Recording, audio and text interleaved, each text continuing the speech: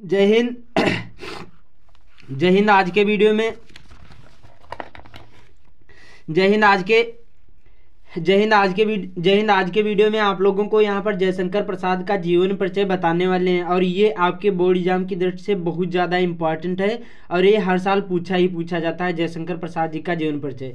तो आज के वीडियो में बताऊंगा कि कितना बड़ा लिखना है और कैसे लिखना है कि जिससे आपको फुल मार्क मिले। तो वीडियो को पूरा देखना, ये छोटा सा वीडियो है। तो चलिए शुरू करते हैं। देखिए, सबसे पहले जयशंकर प्रसाद, उसके बाद में काले पेन से हेडिंग डालना है जीवन परिचय।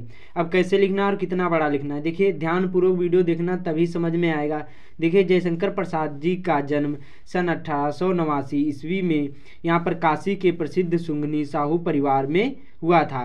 कहाँ हुआ था जयशंकर प्रसाद जी का जो जन्म कब हुआ, तो 1889 ईस्वी में काशी के एक प्रसिद्ध सुंगनी साहू परिवार में हुआ था। उसके बाद में पूर्ण विराम। आगे कैसे लिखना है, इनके पिता बाबू देवी प्रसाद काशी के प्रतिष्ठित और धनाढ़ व्यक्ति थे।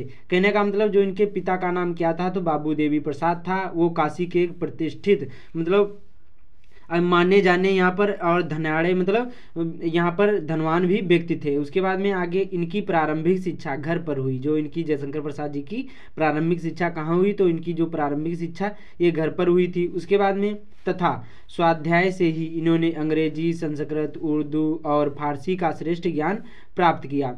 देखिए, स्वाध्याय का मतलब है अपने आप से ही इन्होंने क्या किया। पहले देखिए इनकी जो प्रारंभिक शिक्षा वो घर पर हुई। उसके बाद में स्वाध्याय का मतलब अपने आप से पढ़ना, सेल्फ स्टडी करना। स्वाध्याय से ही इन्होंने अंग्रेजी सीख ली अच्छी तरीके से, संस्कृत सीख ली, उर्दू और फारसी का श्रेष्ठ ज्ञान प्राप्त किया। और उसके बाद में साथ ही वेद, पुराण, उसके बाद में यहाँ पर इतिहास, दर्शन आदि का गहन अध्ययन किया।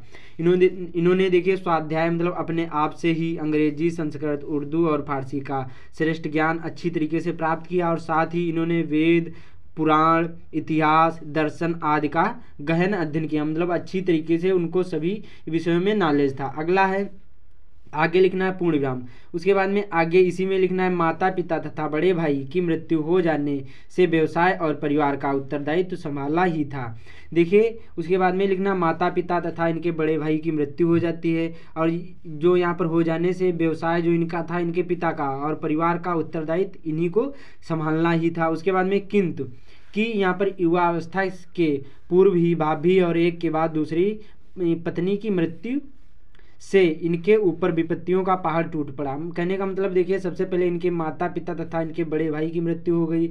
इन्होंने व्यवसाय और परिवार का उत्तरदायित्व संभाला ही था कि तुरंत ही उसके बाद में 1 या 2 साल बाद युवा अवस्था के पूर्व भी ये मतलब अच्छी तरीके से युवा भी नहीं हुए थे और पूर्व भी इनकी भाभी जो बड़े भाई की यहाँ पर पत्नी उसकी भी मृत्यु हो गई और एक के बाद दूसरी इनकी पत्नी की भी मृत्यु हो गई। उसके बाद में इनके ऊपर विपत्तियों का पहाड़ टूट पड़ा। आगे लिखना इसी में, वैभव के पालने में झूलता इनका परिवार ऋण के बोझ से दब गया। वैभव का मतलब है कि अच्छी तरीके से सब चल रहा था, लेकिन पता नहीं क्या हुआ, इनके माता पिता, बड़े भाई, पत्नी और इनकी भाभी ये सभी की मृत्यु हो गई। उसके बाद में आगे इसी में लिखना, इनको विषम परिस्थितियों में जीवन भर संघर्ष करना पड़ा, लेकिन इन्होंने कभी हार नहीं मानी और निरंतर साहित्य सेवा में लगे रहे। देखिए, इनके माता पिता और बड़े भाई, पत्नी और भाभी सभी की मृत्यु हो गई, लेकिन ये क्या है, इनको विषम परिस्थितियों में जीवन भर संघर्ष करना पड़ा, लेकिन इन्होंने कभी हार नहीं मानी और निरंतर साहित्य सेवा में लगे रहे। उसके बाद में क्रमशः प्रसाद जी का शरीर चिंताओं से जर्जर होता गया। मतलब जब देखिए इतने लोग जब ये मर जाते हैं, ख़त्म हो जाते हैं, तो क्या है, बहुत ज़्यादा दुख होता है। तो क्रमशः प्रसाद जी का शरीर चिंताओं से जर्जर होता गया और अंततः ये क्षय रोग से ग्रस्त हो गए। क्या हो गया, इनके क्षय रोग का मतलब होता है यहाँ पर टीबी से ये ग्रस्त हो गए। और उसके बाद में 14 नवंबर और यहाँ पर 1937 ईस्वी को केवल ये 48 वर्ष की आयु में ही इनकी भी मृत्यु हो जाती है। तो इसी प्रकार से आपको जीवन परिचय लिखना है।